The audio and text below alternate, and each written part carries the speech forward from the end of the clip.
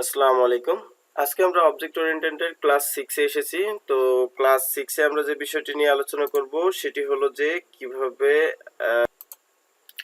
আমরা একটি ক্লাসের অবজেক্ট তৈরি করা ছাড়াই ওই ক্লাসের ফাংশন এবং ভেরিয়েবল অ্যাক্সেস নিতে পারি।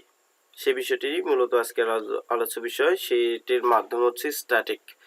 তো স্ট্যাটিক মেম্বার কিভাবে কাজ করে সেটি আমরা আজকে আলোচনা করব। খুবই ছোট্ট একটি ভিডিও হবে, আশা করছি খুব সহজে এটি বুঝে যাবেন। তো এটা করার জন্য আমরা কি করব, সিম্পলি আগে একটা ক্লাস তৈরি করে নিচ্ছি, ক্লাস 1।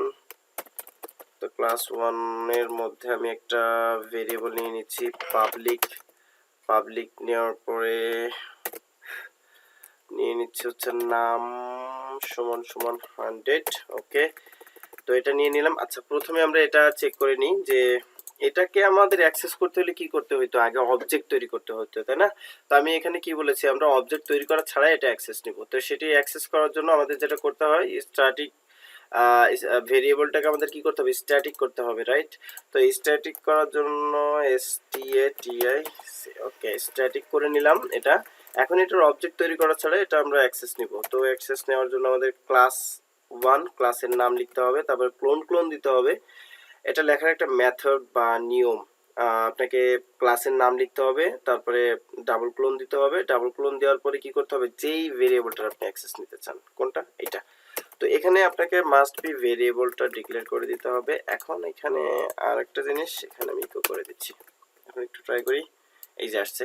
তো কি আমরা এখানে একটা অবজেক্ট তৈরি করা ছাড়াই একটা ক্লাসের ভিতরে যে ভেরিয়েবলগুলো থাকে সেগুলোর আমরা অ্যাক্সেস নিতে পারতেছি খুব সহজে। এরপরে আরেকটা বিষয় হচ্ছে যে কি বলেছি, ফাংশন। তো ফাংশনের অ্যাক্সেস নিতে পারবো কিনা সেটা একটু দেখি আমরা। তো ফাংশনের একটা প্রথমে আমরা নিয়ে নিচ্ছি হচ্ছে স্ট্যাটিক, তারপরে আমি ফাংশনের কি দিয়ে দিচ্ছি, পাবলিক functon ফাংশন, ফাংশনের নাম দিলাম হচ্ছে function1। দেন ওকে, দেন এর মধ্যে ইকো করে দিচ্ছি। তো ইকোতে নিচ্ছি হচ্ছে fun1। ওকে, নিয়ে নিচ্ছি। তো এখন কি আমরা কি করলাম, একটা স্ট্যাটিক কিওয়ার্ডের মাধ্যমে আমরা একটা ফাংশন যে 1 লিখেছি সেটাকে আমরা স্ট্যাটিক করে নিলাম। ওকে, একটা স্ট্যাটিক কিওয়ার্ডের মাধ্যমে। ওকে, ফাংশনটি কিন্তু পাবলিক, এটা মাথায় রাখবেন। এবং এটার যে মেথড আমরা একটা ব্যবহার করেছি বা কিওয়ার্ড ব্যবহার করেছি সেটা হচ্ছে স্ট্যাটিক। তো এটাকে আমরা কিভাবে কল করতে পারি, তো সেটাকে কল করার জন্য আমরা ইকো করে নিচ্ছি সিম্পলি। তো ইকো করে নেওয়ার পরে কি করতে হবে, আমাদের ওই ক্লাসের নামটা লিখতে হবে। ওকে, তো ক্লাসের নাম কি আমাদের CLASS ক্লাস 1। তারপরে আমাদের কি করতে হবে, ডাবল ক্লোন দিতে হবে। তারপরে আমাদের কি যেটা কল করতে চাচ্ছি সেটা লিখে দিতে হবে, জাস্ট সিম্পলি কল করে দিলাম। এখন ইকো করি, এই যে আসছে। আচ্ছা, এখানে আমাদের এটা রিটার্ন করে দিলেও পারি, রিটার্ন। ওকে, তো দেখতে পাচ্ছেন কাজ করছে। তাহলে আমরা কি খুব সহজেই একটা ক্লাসের অবজেক্ট তৈরি করা ছাড়াই আমরা বাইরে থেকে সেগুলোর অ্যাক্সেস নিতে পারতেছি খুব সহজে। তো এইটাকে বলে হচ্ছে স্ট্যাটিক মেম্বার বা স্ট্যাটিক যে ফাংশন বা স্ট্যাটিক ভেরিয়েবলের কাজ মূলত এটাই।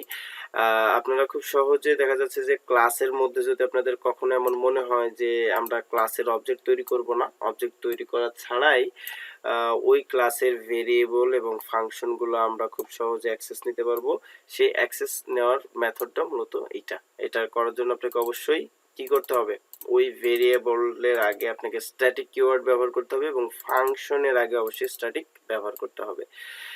তো আশা করছি বিষয়টি বুঝে গেছেন। যদি কারো কোনো প্রশ্ন থেকে থাকে সেক্ষেত্রে কমেন্ট করবেন, আমি সর্বোচ্চ চেষ্টা করব প্রশ্নের উত্তর দেওয়ার জন্য। আজকের ভিডিও এই পর্যন্তই। দেখা হচ্ছে পরবর্তী ভিডিওতে ক্লাস 7 এ, সেটিতে আমরা নতুন একটি টপিক নিয়ে আলোচনা করব। তো থ্যাংক ইউ, আজকের ভিডিও পর্যন্তই।